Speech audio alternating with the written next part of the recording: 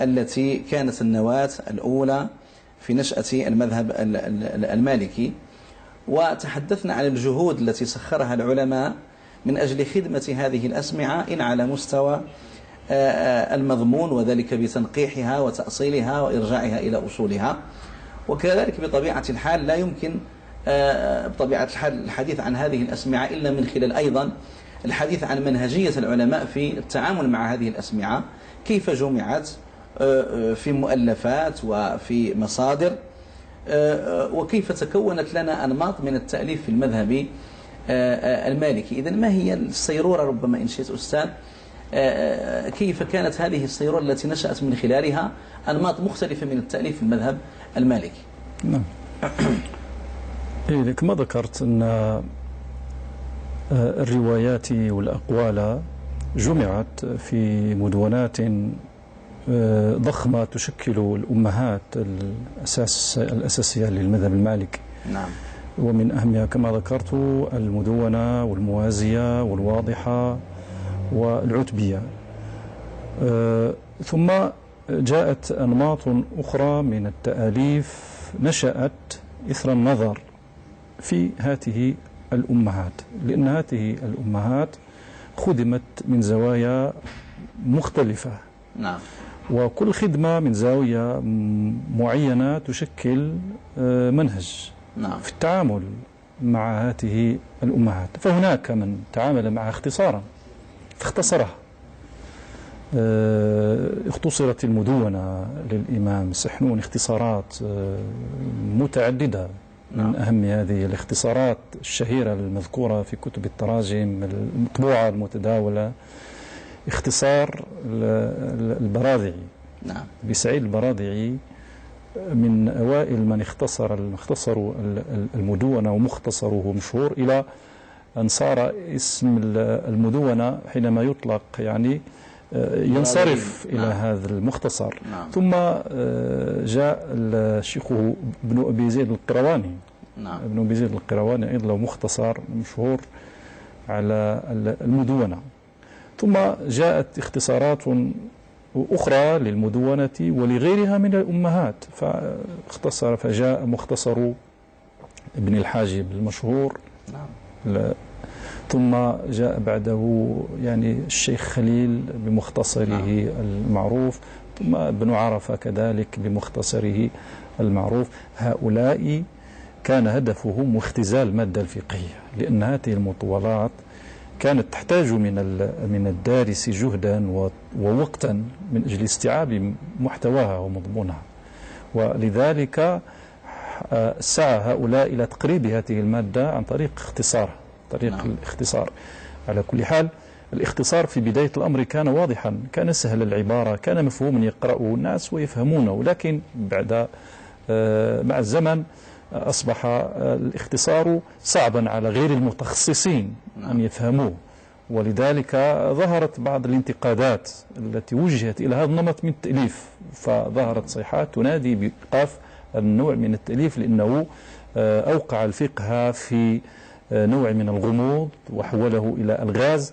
لكن هذا التوجه لم يعني يجد آذانا صاغية، بل مضى الفقهاء مع المختصرات واهتموا بها وتأليفا وشرحا وتدريسا.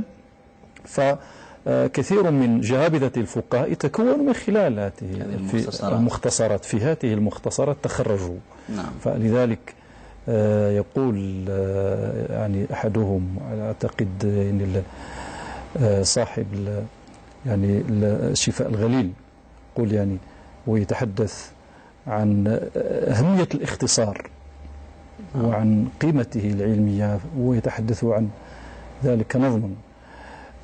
يقول يعني وبعد فإن الاختصار يعني كان صعب الفهم على العقول سيما بالنظم، لكن سر الله في صدق الطلاب كمريء في أصحابه من العجب.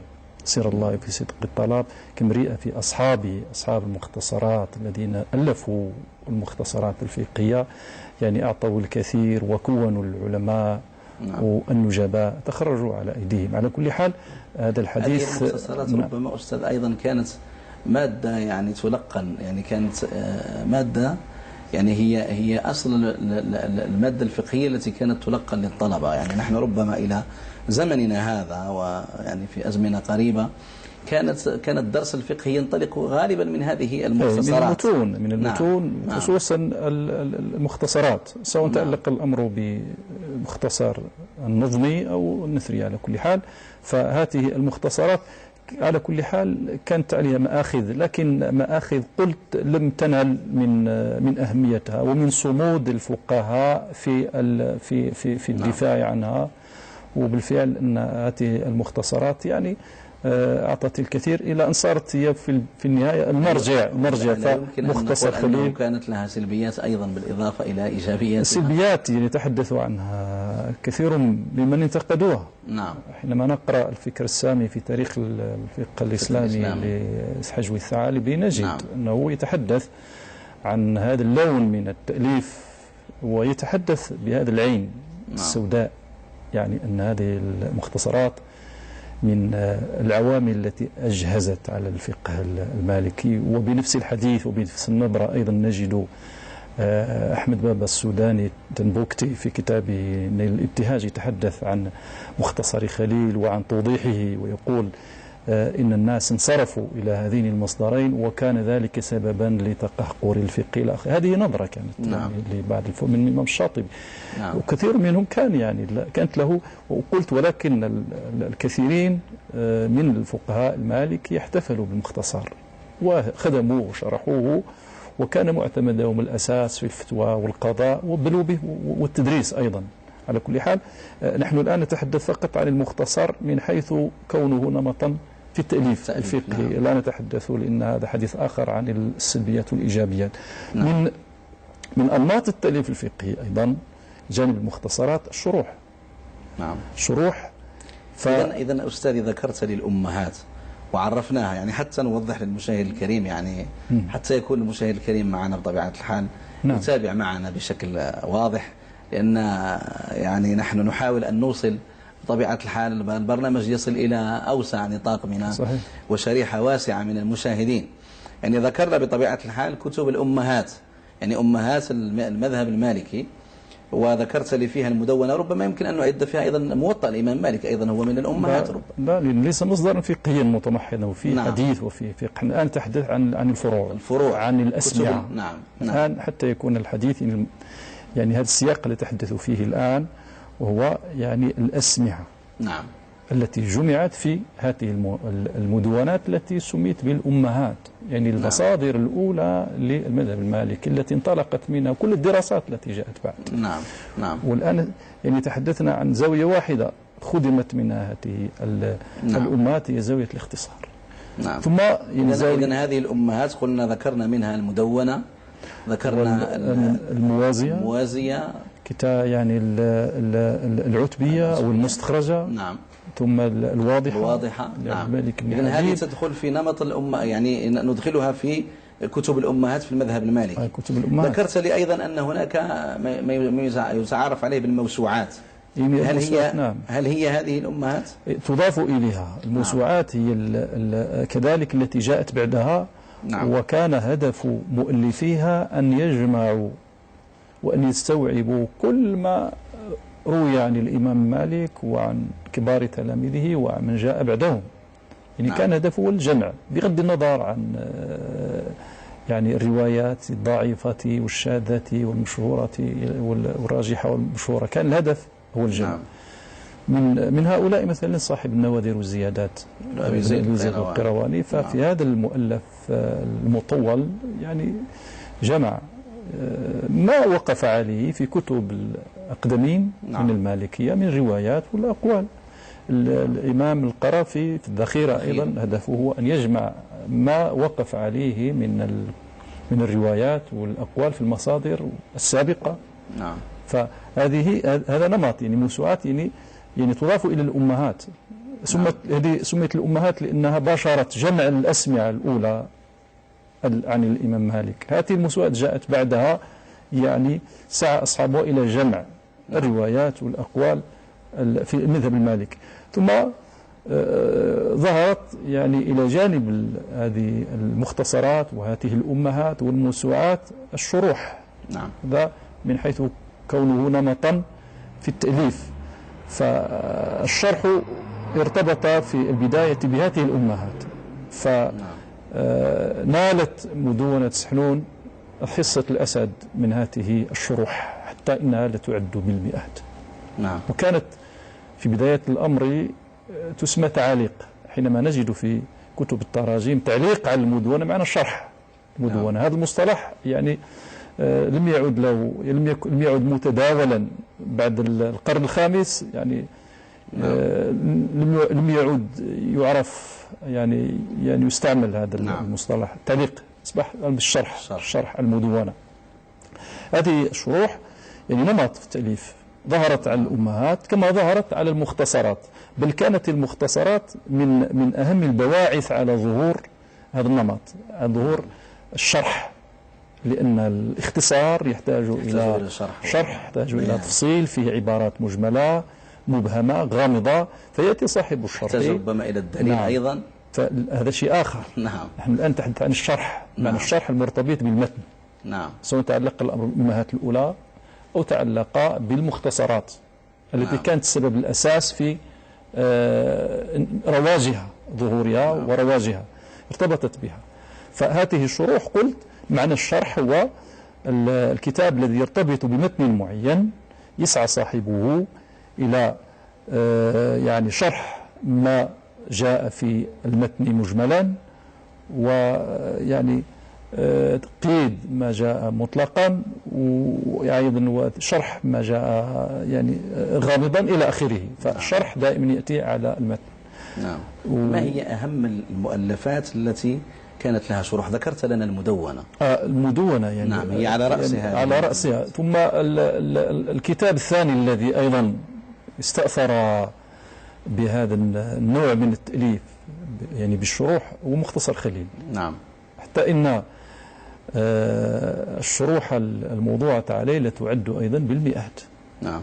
فهناك يعني حسب يعني هناك من أحصى يعني بعض الباحثين أحصى أكثر من 400 شرح لمختصر خليل. على كل حال هذه الشروح بعضها يعني ما زال مخطوطا، بعضها مفقود، وكثير منها معروف ومتداول ومطبوع. هذا النمط الثالث من التأليف الشرح. هناك نمط يرتبط بالشرح وهو الحاشية، كتب الحواشي. نعم.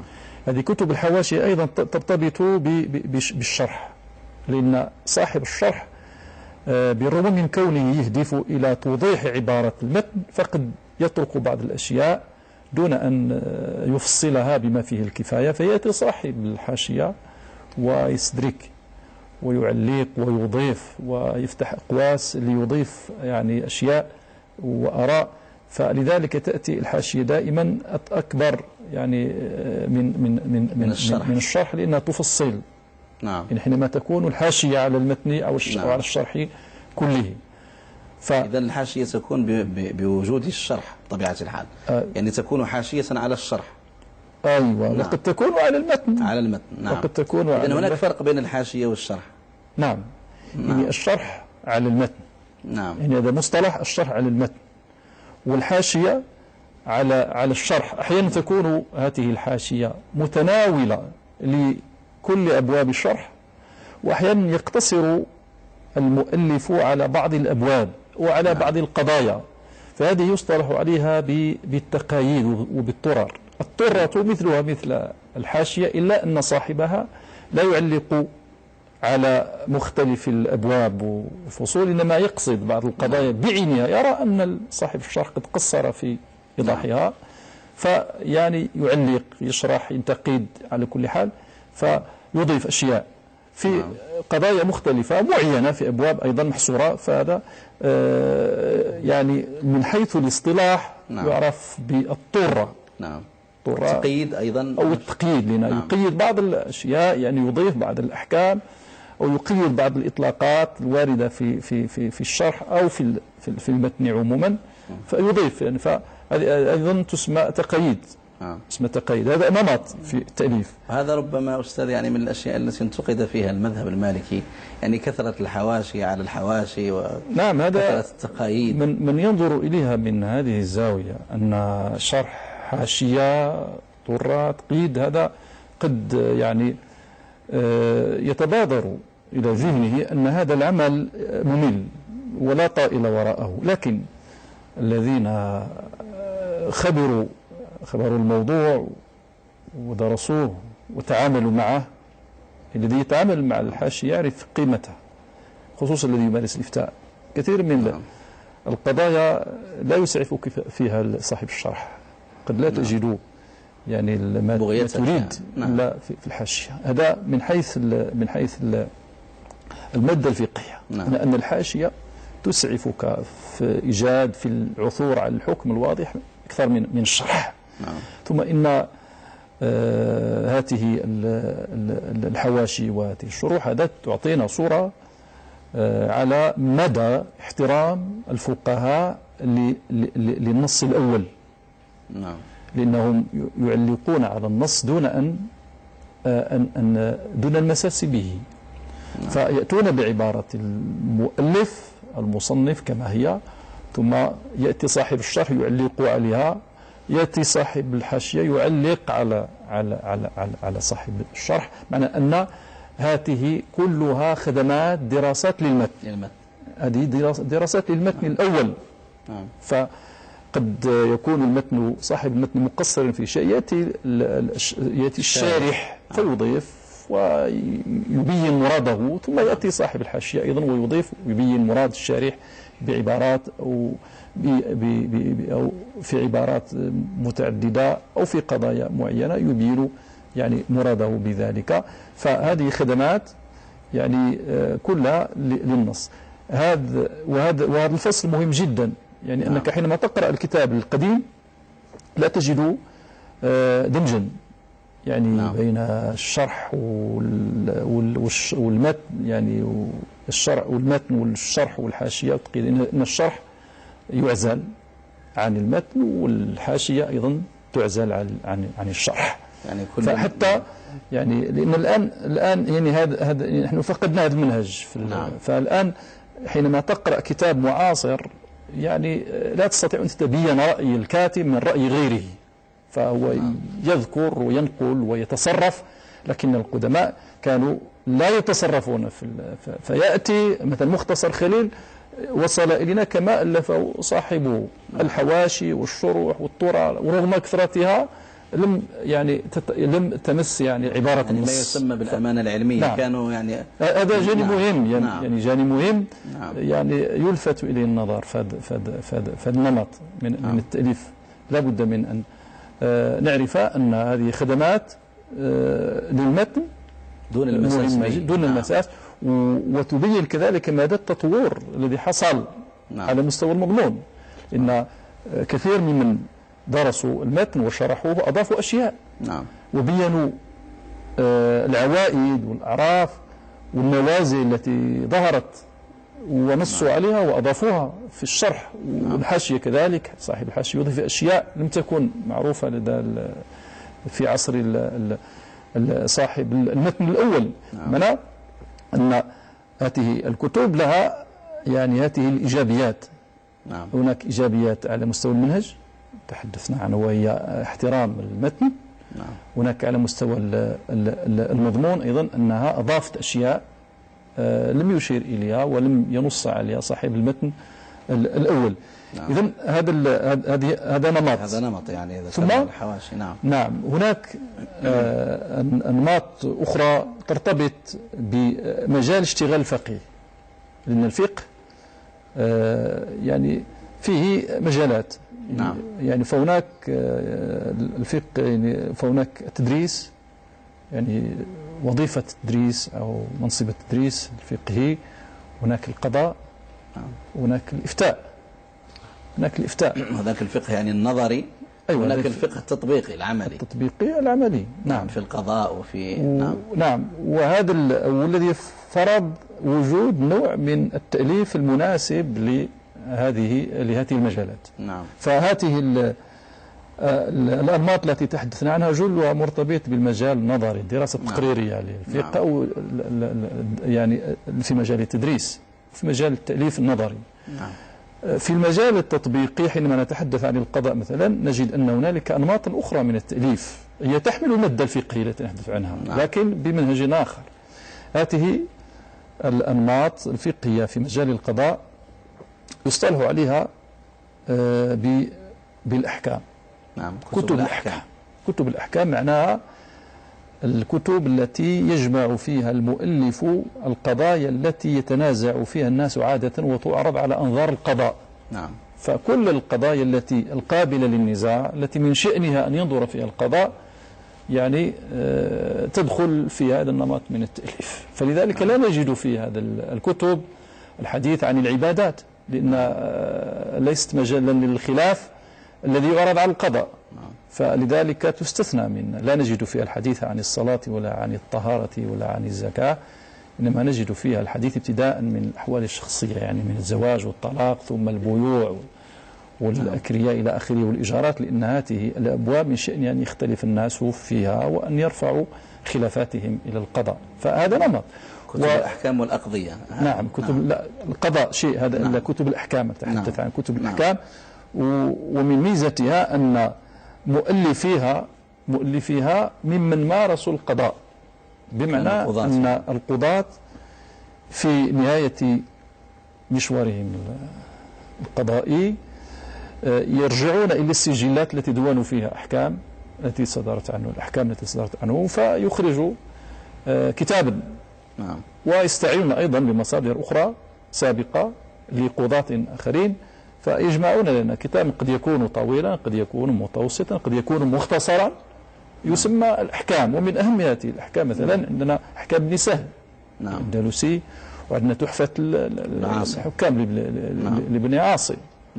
يعني هذه الكتب حينما نرجع إلى مؤلفيها ويعني إلى مسيرته العلمية نجد أنه تولى القضاء في مرحلة من المراحل إثر انتهائه إما بالعزل أو على كل حال انتهائه من مهمة القضاء، ألف هذا الكتاب الذي يسمى الأحكام. هناك لون آخر من التأليف لصيق أيضا بالقضاء يسمى بتوثيق، كتب الوثائق. وثائق وكتب الشروط. هذا اللون من التأليف الفقهي مرتبط بالعقود. طريقة توثيق العقود، طريقة توثيق العقد وشروط العقيد والمعقود عليه والأحكام المرتبطة بذلك. ولهذا الذي الجهات أستاذ يعني إذا سمحت، يعني الوقت داهمنا بسرعة، يعني ونحن نستعرض أنماط التأليف في المذهب المالكي بطبيعة الحال. ربما أعتقد أننا حاولنا أن نذكر يعني كثيرا منها، وأهم هذه الأنماط ربما بقية الإشارة إلى كتب النوازل أيضا والفتاوى، وهي أيضا عرفت وخاصة في المغرب عندنا يعني كثير من الكتب النوازل والفتاوى. ربما نعود للحديث عن هذا إن شاء الله تبارك وتعالى في فرصة أخرى.